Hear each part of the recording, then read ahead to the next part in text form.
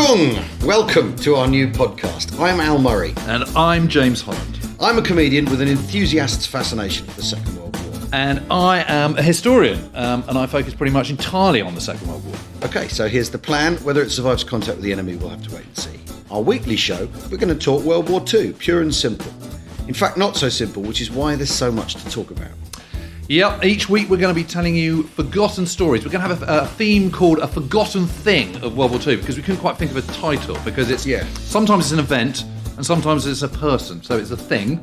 We're going to be looking at a piece of Second World War ephemera every week. Stuff. Or stuff. Stuff. World War stuff. Because if World War II is a war of anything, it's a war of stuff. Yeah.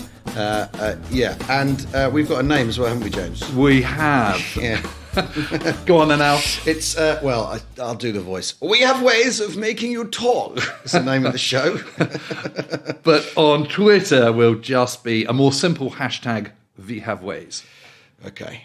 Well, I am speaking to you from my kitchen in West London. This morning, the British ambassador in Berlin handed the German government a final note stating that unless we heard from them by 11 o'clock, that they were prepared to accept the primacy of our podcast, a state of war would exist between us. I have to tell you now that no such undertaking has been received, and that consequently this podcast is at war with Germany. We have a clear conscience, Al.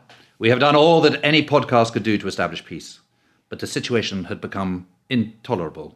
And now that we've resolved to finish it, I know that you will all play your part with calmness and courage and fortitude. I didn't know you did voices as well. Brilliant. Yeah, no, I can do it if you need to. Battle stations. I can do everything if you like. We're going to answer as many of your questions as we can. We'll use the hashtag #WeHaveWays on Twitter. And actually, we put some questions out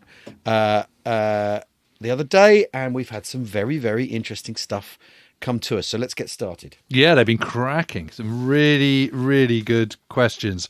A fair amount of film questions. It has to be. Yes, yeah. Film and World War II. Yeah. They go together, don't they? Yeah. So Andy in Brum says, because Al getting irate about the Leopard 1 and A Bridge Too Far amuses me. Sorry, Al.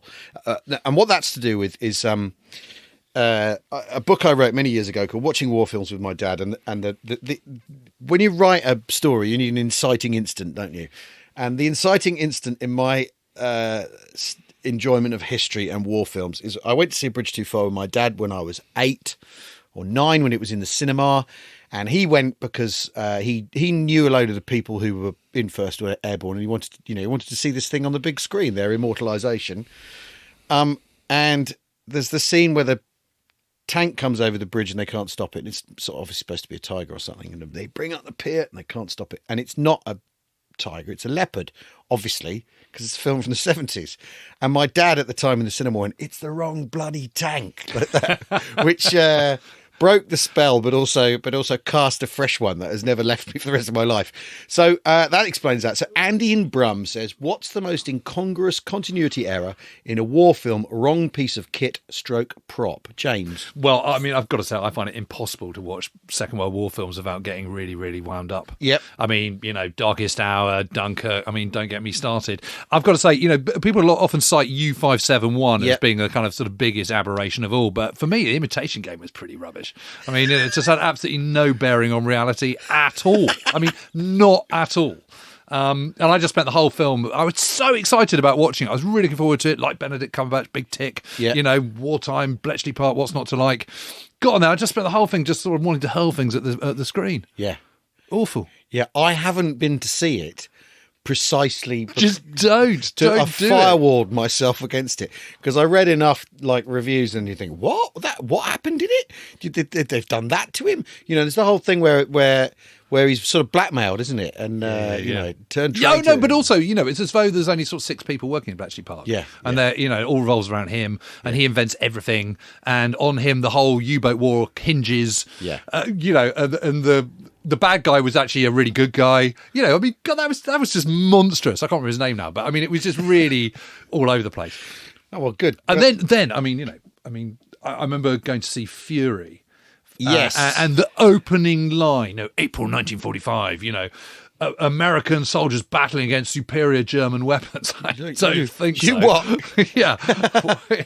And how do you make that one out? I mean, Yes, it's Fury is. I mean, I still loved it though. Well, what's wonderful about Fury is we see Tiger 131 from Bovingdon out in the open. And normally you have to go to Bovingdon and they drive it around the paddock for you to experience that privilege. So to see it out of and apparently they laid a road under the field they filmed that in. Yeah. Okay. So a great friend of mine, Stephen Hall, directed that scene. Wow. Yeah, and they absolutely did. And he spent an awful lot of time with Brad Pitt in a Sherman tank. Yeah. And an awful lot of time in a Tiger tank. But the problem with that scene in particular is the Tiger sat in the middle of a field. I mean, that's enough. The fact that there's a Tiger sat in the middle of a field and he's not hunkered down somewhere with somewhere else to go when the shit hits the fan and all that. I mean, it's silly, really. Yeah, no, it's crazy. The crossroads bit at the end is just absolutely hopeless because, you wouldn't get yourself in a situation where you're a lone tank on a crossroads. What you do is you get on the radio, you call in close air support, and in 2 seconds flat, 10 pistol Thunderbolts have come over and obliterated the Germans, and that's it. They're just not wandering around in the middle of the day. And by April 1945, you've got tactical air tooling around looking for stuff to shoot all the time. All the time. Yeah. So, okay. But funny enough, actually, he then directed Brad Pitt again in a film called Allied, and he was telling me there was this one bit where they were filming a scene in Oxfordshire, which is supposed to be France or something, and they were going down the same road and filming. And he turned to him and said, "Brad, isn't it incredible that here we are, 3 years apart or 2 years apart, doing another Second World War film using the very same road that we used in Fury?" And Brad Pitt just turned to him and went, "Fucking nuts." Brilliant. Okay, our next question. So that's it. Imitation Game, Fury, and basically all war films, as Andy and Brum's answer there. Wolf Burke writes to us saying, what do you guys think of the Patton myth? How many times have we heard he beat Rommel when he got in command in Tunisia 4 days before Rommel left the continent, and in Normandy 20 days after Rommel had been injured and left the theatre? Well, clearly, what I think about that is it's absolutely nonsense, that myth. It's just complete nonsense. I mean, Patton was a great tactical general. His big problem is that, if you look at Third Army casualties by the end of the war, they're way higher than anyone else's. And, call me boring, but actually I think the broad front methodical approach actually was the right one for the Allies, which was very operationally led, mechanically heavy, all the rest of it. I mean, you've got to think about those Allied armies, about 15% infantry, 7% armour, 18% artillery, 20% engineers, something like that. The rest, service troops. Yeah. And so you've got to kind of fight according to your setup, and that setup is designed specifically so that your frontline casualties are kept to an absolute bare minimum. And although they're still incredibly high, they are considerably less than all the other major combatant nations. The Patton fan would say this guy had elan. He look at the way he broke out into Brittany and all that sort of thing. And I was kind of think, but the resistance in the SAS had done half the hard work and the action was the other end of happening in the east, really. That's where the serious German forces were. But I think because he is a fascinating magnetic character. People, and he's pearl-handed pistols and that he lost his job because he struck some soldiers and then he was reinstated and then he was. It's sort of. It's this larger than life general thing that people get drawn to, and there's a whole load of American generals that no one's ever heard of who are entirely competent. And Simpson, brilliant. Yeah. Who remembers him? No one, I mean, even in Lightning Joe Collins, I mean, he's sort of slightly remembered, but nothing like as well as Patton. Yeah. Collins was just an amazing general. I mean, really, really good. Also, Patton had a curiously high voice. What? So he talked like that? He sort of talked like this, Oh, okay. Almighty God. Just really weird. I mean, when you look at him, you imagine he's going to talk like this and sort of, be all sort of gravelly and sort of like John Wayne or something. But so you'd say his our guts, his glory, which is what these men used to say about him. Yeah, is about right. I mean, you talk to I've interviewed an awful lot of American veterans. It's a bit the same with Monty. I mean, some of them think he was absolutely marvellous. Some of them think he was completely awful. But and it's the same with Patton. Some of them just said. I mean, I remember talking to one guy and I said, "What did you think of Patton?" He said, "Bloody murderer." Yeah, although an American accent, obviously. Yeah. A bloody murderer. Okay. Okay, so Al, we've got our first World War II stuff. Yep. And it's your turn in this first podcast. Yes. Well, I have this as a paperweight at home to describe it. I mean, there will be a photo online of this object. It's is it a rhomboid? I don't know. I was never good at geometry, but basically, it's a piece of metal made up of concentric pieces of metal in a sort of rounded rectangular edges that work. It's 1, 2, 3, 4, 5, 6 pieces of aluminium. It's rather beautiful, and it's slightly heavier to feel than it looks like it is. Yeah. And it's got a big hole in the middle. And a big hole down the middle. So, any idea what it might be? Not the faintest, no. Right, but well, it looks. But well, yeah, I'm a god. Well, I'll tell you where I got it. On tour, I have 2 tour managers, a guy called Adam and a guy called Mick, and they are interested in very different things. With Adam, we go to art galleries. With Mick, we go look at aviation stuff. So if we're in the West Midlands, we always go to Cosford. If we're in the East Anglia, we always go to Duxford.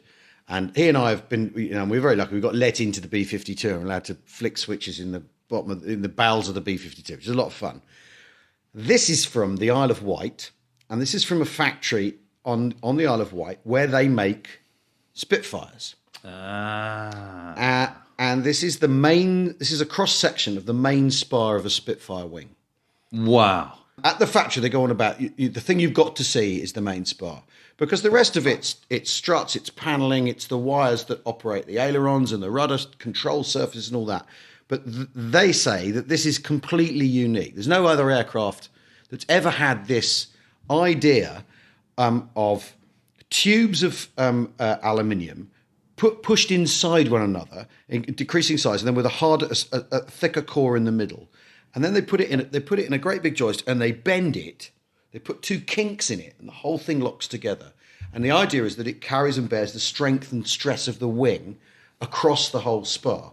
Which is why if you do a dive and you reach Mach 0.94 or whatever that guy did in the 50s near Hong Kong, the wings don't come off. Right. Yeah. This factory is a fascinating place. So basically, if you find a crashed Spitfire, say on the beach of Dunkirk, and there's in the last sort of decade, there's a recent example of this. There's a Mark I that's been completely rebuilt from scratch. They found enough of that Spitfire, and then what they do at this place on the Isle of Wight is they replace the rest of it, the stuff that needs replacing.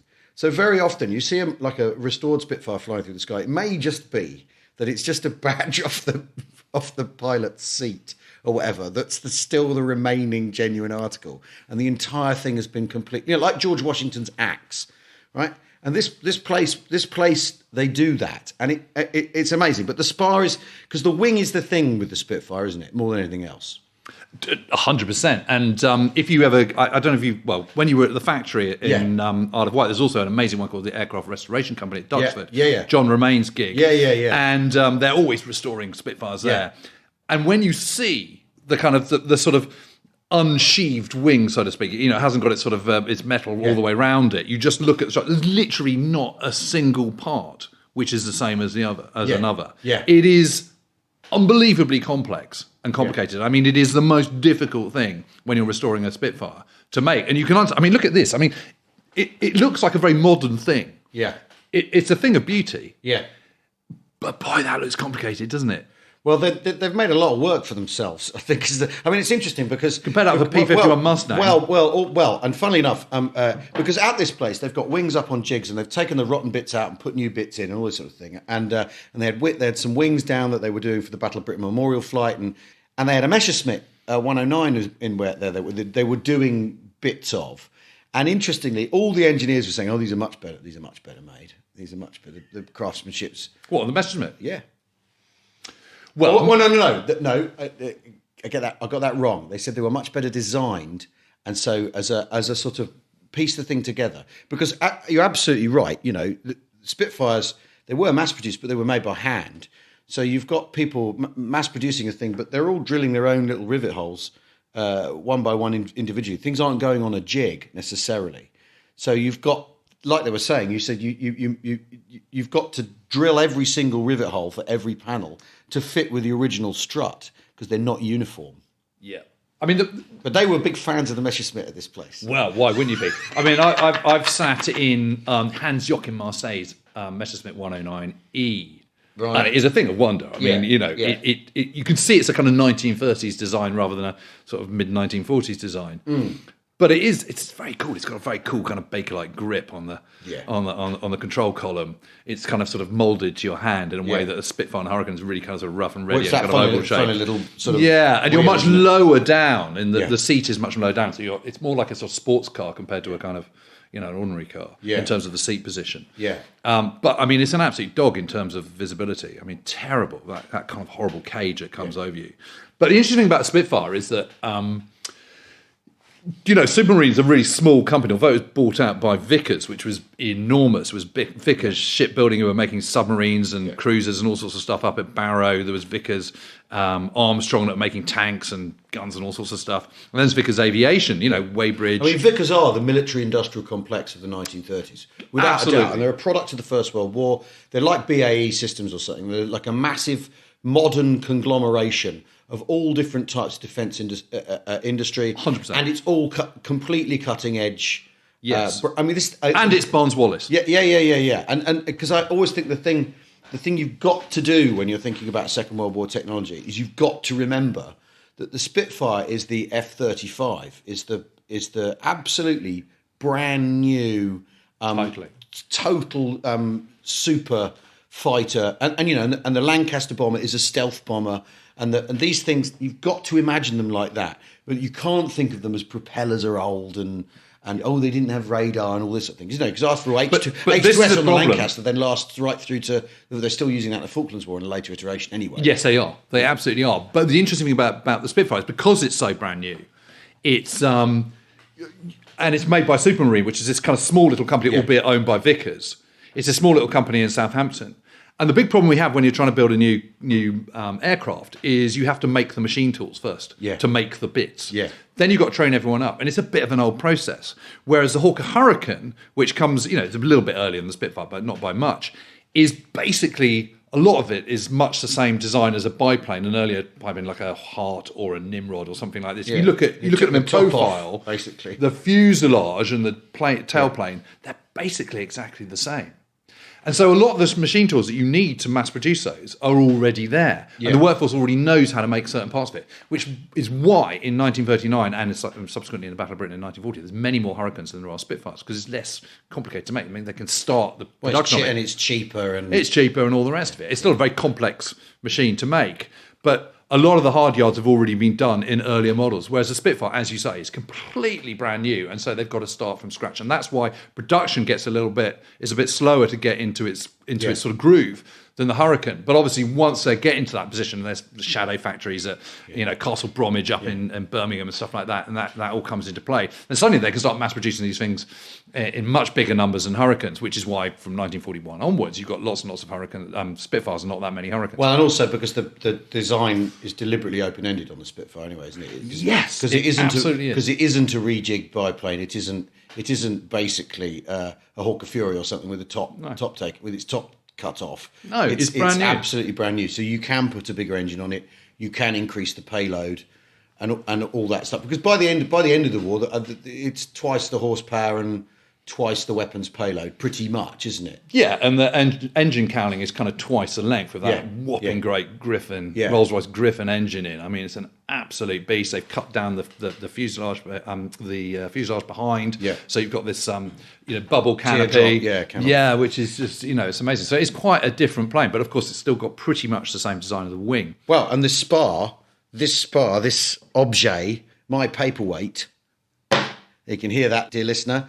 That is the same throughout, and it's really interesting because the people who work at this plant, they're all aviation people, and there were quite a few people I think who'd worked in making air conditioning units who'd ended up doing it, I think, and it was quite fascinating that they were saying this isn't on any other aircraft. It's not been done.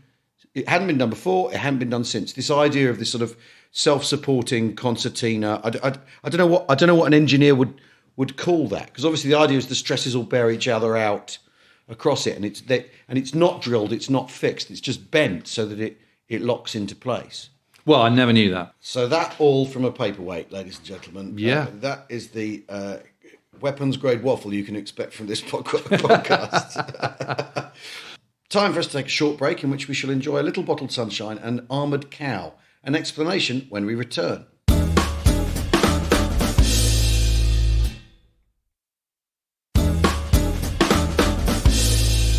Welcome back to We Have Ways of Making You Talk. I didn't do the voice. James, World War II slang, bottled sunshine, what's that? Yeah, that's beer.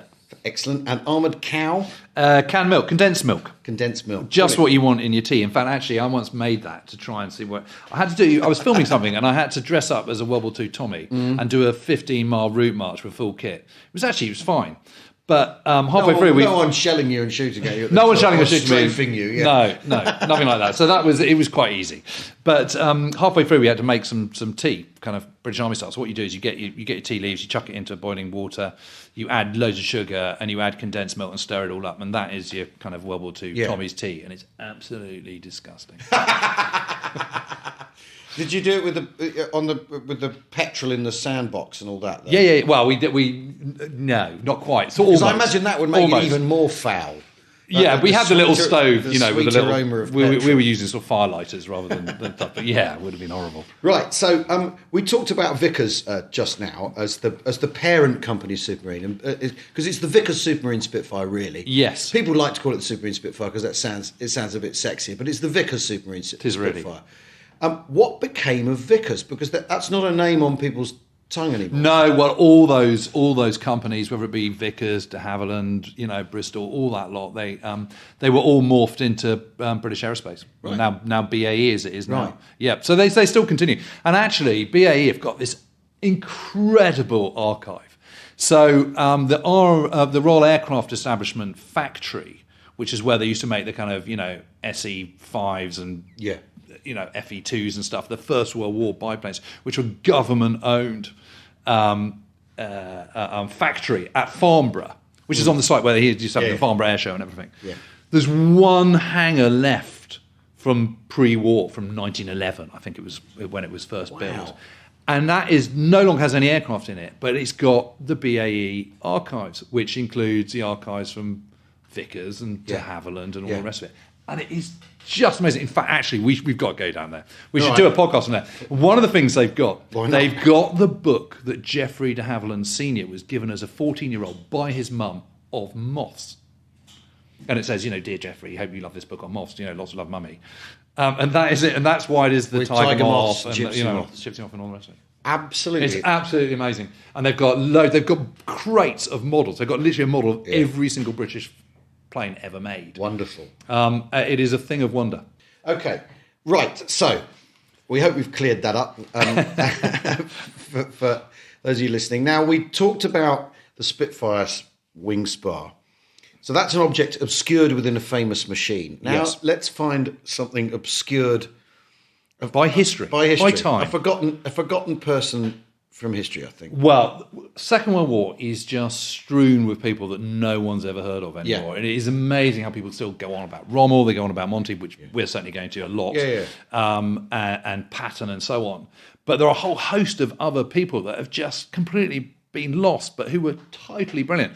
And one of my great heroes is Francis Tuker, Lieutenant Colonel Sir Francis Tuker. And I think he's the greatest British Army general we never had. And what I mean by that is he damn well should have been an army commander, but never had that opportunity for a variety of reasons, mainly poor health, actually. He had rheumatoid arthritis, which kept striking him down at kind of absolutely the wrong moment.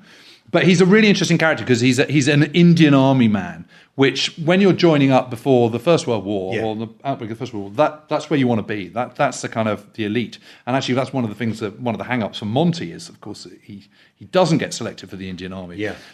Tuker, his nickname is always Gertie. So Gertie Tuker has a good First World War. He's in the Indian Army, stays in the army after, nearly retires to become an artist. Hold on. Gertie. I don't know why he's called Gertie. He's just his nickname. Is it so? Maybe his mum was called Gertrude. I mean, the thing is, military nicknames, because people are called tiny if they're huge. Yes, it's exactly. all that sort of Dusty Miller, hilarious humour. Right. Okay. So Gertie Tuker. Sorry. So I don't know why he's called Gertie Tuker. He just is. But anyway, he nearly throws in the towel to become an artist. He's incredibly well read. He's very he's got an artistic temperament as well. He's super bright. And by the mid-1930s, he is running the training college at Quetta, which is the equivalent of Sandhurst, but for the Indian Army up in what is now Pakistan. And it's like a super important post. But in that Indian Army between the wars kind of period, there is a sort of attitude that it's not really the dumb thing to talk shop, At the end of a hard day of soldiering, what you do is you talk about kind of polo and ladies and sport and, gin and its and stuff. You don't talk about kind of tactics and everything. So he is constantly thinking about this, and he's writing pieces for RUSI, Royal United Services Institute Journal, which is this kind of sort of still an amazingly important defence think tank. I had a guy in my front row at my preview show the other day who works there. There you are. Yeah. So he would do that, and he would do it under a pseudonym, which was Audax. And the reason he'd do this was because, people who kind of talked about this kind of stuff. That means the daring one, doesn't it? Yeah, I think it does. Yes, I think so, yes. Isn't it? Yes. Yeah. So, right, okay. And he would do this because it was kind of frowned upon. He was sort of seen as sort of at best eccentric, at kind of worst sort of dangerously subversive. Because Montgomery was famously sort of non-you because he's talked shop in the mess. He would insist on discussing military stuff in the mess, and people would like, who is this? Who is this guy? Just have another gin in it and kind of forget about it. It's not good. Not good form. Right. No. So what's he writing as Audax? Well, he's just writing about the way modern war might go and thinking about all arms combat. He's thinking about what we would now call mission command. He's thinking all sorts of things about how you harness air power with naval power. I mean, all the kind of stuff that comes to the fore in the Second World War. He's thinking about it. Anyway, by the outbreak of war, he then gets promoted and becomes commander of the 4th Indian Division, which is a fine unit which gets sent out to the Middle East. And he comes in I think it's the very end of 1941, beginning of 1942, to command 4th Indian Division. He really trains them up, and his big thing is about training. If you do all the training, train hard, fight easy. That's his kind of sort of motto, which is really universally accepted now, but amazingly it just wasn't, particularly in 1941-42. Well, because one of the interesting things about the way the British Army ran is although you do have a staff college, and although you do have Sandhurst, and you do have these military intellectuals, even in a culture that is supposedly kind of not hostile to that, but sort of not really into it. You what you have is because it's an imperial army, you never know where you're going to end up in charge. So no one's given any hard and fast doctrine, and the idea is you kind of figure it out once you get there. You kind of figure it out with the people you've been put in command of, and you work a way through. And so what you get is these generals who they figured out for themselves. I mean, that's why some generals didn't figure out that training or making sure their men were fit was necessarily the way to go about it. And because the British Army is an imperial force, and you don't know if you're going to be in Malta one year and France waiting for the Germans, fighting Wazis, up in some mountain pass, literally up the Khyber Pass, and, with mules and rifles. You just don't know what you're going to get. So there's no point a general learning how to be a brilliant at working with tanks and getting tanks and infantry to work together, because he might never have to do that. So the British Army, unlike, of course, the Prussian military tradition, which is either you go west or you go east. You've only got two directions to go in if you're a German general. You're either duffing up the French or you're duffing up the Russians. That is absolutely true. And if you're in the Indian Army, you really are focusing on how to combat Wazirs and worrying about Nazis. And maybe also one day have to deal with an internal problem, because growing civil strife in India in the 1930s. And the mutiny, the rebellion, is still a very, very fresh memory and a touchstone for nationalist politicians in India.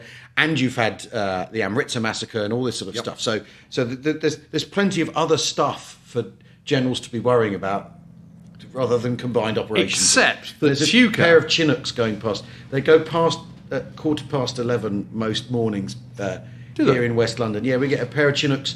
I have no idea why they go over, but we get a pair It's not every day. I think it's every other day. They come in and they're meant to follow the river. Helicopters are meant to follow the river in London in case something horrible goes wrong. But they tool over here. Up from Richmond. Have you ever been in one?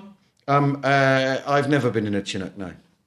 Well, I don't know that we're being invaded. I have once, and it was great. It was really fantastic. I even had a guy with a sort of 50 cal hanging on the back. Oh. And, yeah, it was great. How did you? Well, I had a stint in Helmand Province, which wasn't a huge amount of fun, but in between, it was the kind of the boredom and the misery of being in Helmand was punctuated by occasional helicopter rides, which were just brilliant. Yeah. I shouldn't really say that, but it was really good fun. When I went out there to entertain the troops, it was just before the full drawdown, and we didn't get any fun helicopter rides. I did get to fire the howitzer on the gun line, and well, that's pretty good. God knows who was at the other end of that. I think we fired a blank anyway. At least I hope we did. Anyway, back to Tuka. So Tuka, unlike all these other his peers in the Indian Army, is thinking about the European war, is thinking about Nazis and the rise of the Imperial Japanese and all the rest of it, and thinking about modern technology and modern advancements in weaponry and how that might be brought together. And anyway, by the time he gets out to Egypt, and he doesn't take up command of his division straight away. So at the moment, for a little bit, he's at a loose end. Yeah. And he goes out to the Ghazala line, which is being prepared, which is about 15 miles to the west of the city of Tobruk. So what's happened is there's been this ding-dong back and forth across the North Africa desert between Libya and Egypt throughout 1941. And what has happened is the British Eighth Army have pushed Rommel's forces, his combined German-Italian force, back in the late part of 1941, December 1941. They've been pushed back. Then Rommel has counterattacked in early January, pushed them back a little bit, and this is the kind of where they're at in the spring of 1942. And Tuka takes one look at this and just goes, this is absolutely insane. You've got Tobruk, which held out for 9 months with almost nothing, which has already got defences all the way around it. Just put everyone there. You don't need a line, because if you've got a line, it can be outflanked. At some point, the line's got to end. Yeah. And it's not really joined up. And the line as it existed was 40 miles long with lots of gaps in it, which you sort of fill with wire and mines. But it's all a bit hopeless. And it's really flat, the desert around there. So it's comparatively easy for anyone to outflank it, just get round the back. He says, why on earth don't you just reinforce Tobruk, turn it into the kind of modern-day lines of Torres Vedras, which Wellington famously did. Yeah. And eventually Rommel will have to turn and confront it, because otherwise he's going to have his lines of supply are going to be severed. So if he charges off and just bypasses Tobruk, he's still got his supply lines coming from further west. Which is honourable, yeah. Right. So you have to deal with it. And it's so obvious. And Neil Ritchie, who is the new commander of 8th Army, scratches his head and says, no, I don't really fancy doing that. So Tuka goes back and talks to Auchinleck, who is the commander-in-chief of Middle East, and says, look, this is just insane. And no one likes this kind of Indian Army guy who's sort of a bit of a know-it-all telling them what to do. So they ignore it. And what happens? Yeah. Worst disaster, the absolute nadir of British fortunes in the Western War, in the war in Europe. Yeah. The fall of Tobruk on the 21st of June 1942, pushed back to the Alamein line. The only reason that 8th Army is stopped, it survives, is because of the sterling work of the Desert Air Force, the RAF. Yeah. Stopping, absolutely just hammering their pursuers, the Italians and Germans. Yeah. And all of this could have been stopped. And time again, Tuka, when he finally does take command, goes, I don't want to kind of, push it too hard, but maybe this would be a good plan. Everyone ignores him, and it all ends up in sort of, being much more complicated than it need be. He does this fantastic deconstruction of the Alamein battle plan, and it's completely brilliant. And he's 100% right. Yeah. There's then this time where he takes there's a Wadi Akarit, which is on the 6th of April, 1943 in Tunisia, southern Tunisia, and he takes his 4th Indian divisions and he outflanks the Italian-German line by taking them up through the mountains, blasts this massive hole in the line. But 10 Corps, who are supposed to push through, are really slow, and so this opportunity to completely destroy them there and then never happens. Yeah. And finally, he gets this amazing moment, which is the Battle of Majorda at the end of the campaign. And he goes, right, this is what we're going to do. And he does this fantastic all-arms, combined arms assault with harnessing anti-aircraft guns, 3.7 inches and an anti-tank roll. He uses aircraft. It's just completely brilliant. And it totally smashes the German line in about 24 hours. It does exactly what he says it's going to do. And everyone's forgotten about it because it was too easy a victory. But it wasn't an easy victory. It was just very well fought. It is probably the best executed battle the British do in the entire Second World War. So then what happens to Tuka, though? Tuka then goes on, and everyone... And is he not good at the... Because there's got to be... He's not good at the schmoozing. Schmoozing. There's got to be the grifting that you've got to do. You've got to blow your own trumpet. You need a patron. Montgomery famously has Brooke's patronage right from the start of the war.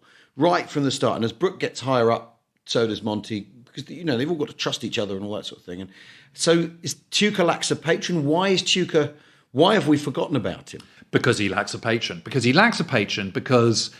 he is just a bit too good at showing his exasperation at stupid people who don't know as much as him. Yeah. And proving himself to be right, which he always does. And he just makes everyone else look a bit stupid because he's so good. And because he hasn't got that patron pushing him forward, everyone just goes, who's this smart ass? And so after North Africa, after North Africa, and interestingly, von Arnim actually surrenders to him. Really? Yeah. Wow. Yeah, it's quite good. I suppose the other thing is if he hasn't got a patron, and there is a very, very pushy general in North Africa who maybe doesn't want any competition, is an absolute shit to anyone who threatens him with talent as much as people who are, and it's the M word, it's Montgomery. You have to come back to again and again and again. Yeah. If you're talking about Allied efforts in the West, if he sees anyone any good. If he can't suborn them like someone like Brian Horrocks, or any of those guys, Lees. Exactly, or Lees, or Dempsey, because what he does is he creates this basically his gang, his crew. If he can't get them under his umbrella working the way he wants them to work, and if they've got their own ideas, maybe it's somewhere in the mix is that is exactly what that is what happens to Tuka, and that is his kind of that's his tragedy in a way. So what happens? So he is then still commanding 4th Indian Division at the Second Battle of Cassino in southern Italy, which is the infamous bombing of the monastery. Now what happens is he is subordinated to Bernard Freyberg and to the New Zealand Corps. Yeah. And Freyberg is really promoted above his capabilities because he's a New Zealander. But it's amazing he's still in work. Yeah, because he's Freyberg is, of course, responsible for the disaster at Crete. Of course. And I think you can only really say he is responsible for that. Yeah. I mean, you can read what happens at Crete from all sorts of different angles and look at it different ways. And, of course, Ultra hangs heavy when people talk about Crete. Oh, we'd read their plans and we knew what they were going to do. And always with Ultra intelligence, just because you've got what the Germans might be going to do in front of you doesn't mean they're going to do that. Doesn't mean that you might change your mind. Doesn't mean that you've actually got the means to deal with that. Blah blah blah blah blah. Because Ultra often gets sort of pulled out as this sort of. This sort of panacea, or like, that explains everything, or what they should have known they didn't know. And in fact, any piece of intelligence fits into a much bigger, and much more complex picture if you're the person making the decisions and having to deal with that. Well, a classic example of Ultra not working is they invade southern Italy on the promise that Hitler is going to retreat to the Pisa-Rimini line, which is a couple of hundred miles north of Rome. And then Kasserine puts in quite a good show at Salerno, and he changes his mind. Yeah. And so actually what is going to be a very easy victory into Rome isn't a very easy victory. But anyway, so Tuka that's just start at the bottom, though, isn't it? Yes, but Tuka is at Cassino, and he is subordinated to Freyberg, who's really thick and not very good at his job. And he says, and they've got to try and unblock this massive, this strong position. Hold on, James, because you said Freyberg's in his job because he's from New Zealand, and that's basically it's coalition warfare. You're trying to harness the dominions. Yeah. The New Zealanders in World War II, like the Canadians, punch massively above their weight. I mean, they are absolutely stupendously good and courageous.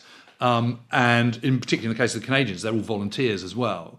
They're not conscripts. I mean, so you've got to kind of pay a nod to that. And that's the price you pay, is having maybe a not quite so good commander. Anyway, so Freyberg is this corps commander, which is above a division. So it goes Army, Corps, Division, brigade in the British instance. In terms of size, is that company platoon. Company platoon section. Bloke on his own. Bloke on his own, yes. Wishing he was somewhere else. Yeah. So he's a corps commander, and they're given the job of trying to get this massive. And the reason that they're trying to get this spur that looks out over this valley.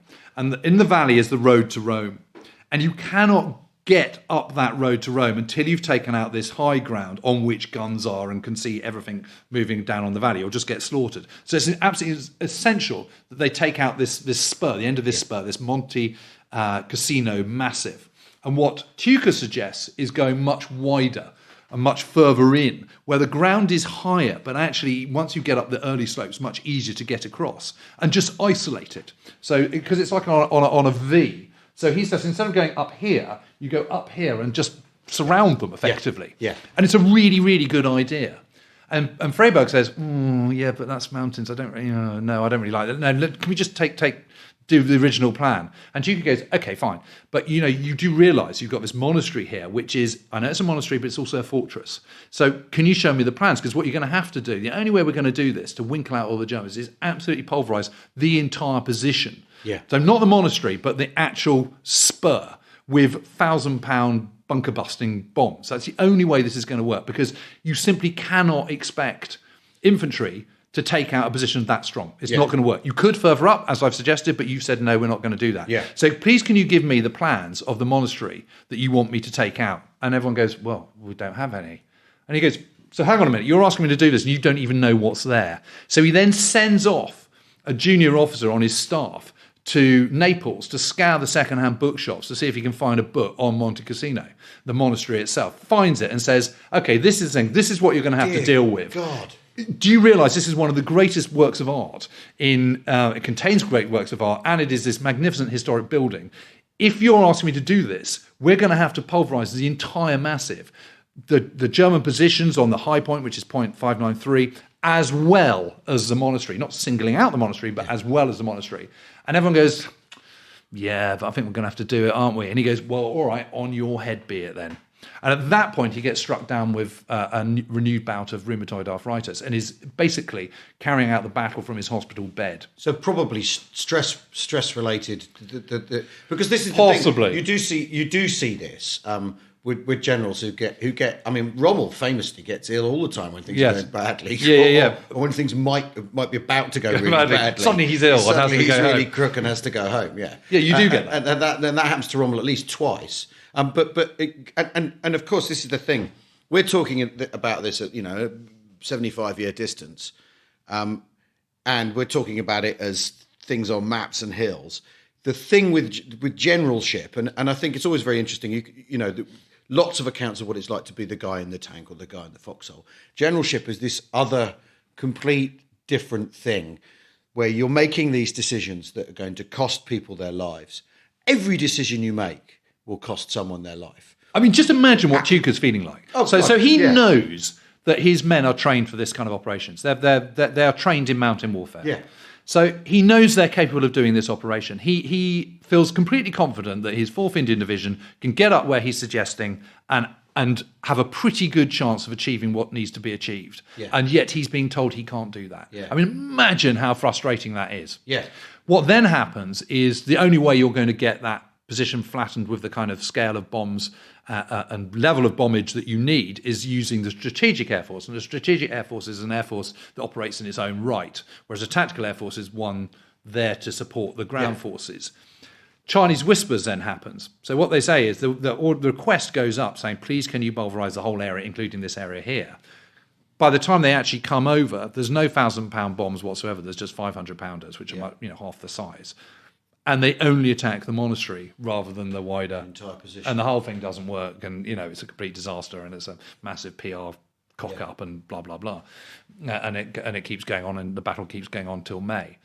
But at that point, Tucker becomes ill. He has to then step down from 4th Indian Division. And it's not until later in the war that he fully recovers and gets posted as a corps commander to India that he finally takes on it and does great stuff in the lead up to independence and partition in 1947. Goodness me. And he's buried in Cornwall. And he wrote these fantastic letters with the guy who was doing the official history in the 1960s, all of which you can read at the National Archives in Kew, and they're so entertaining.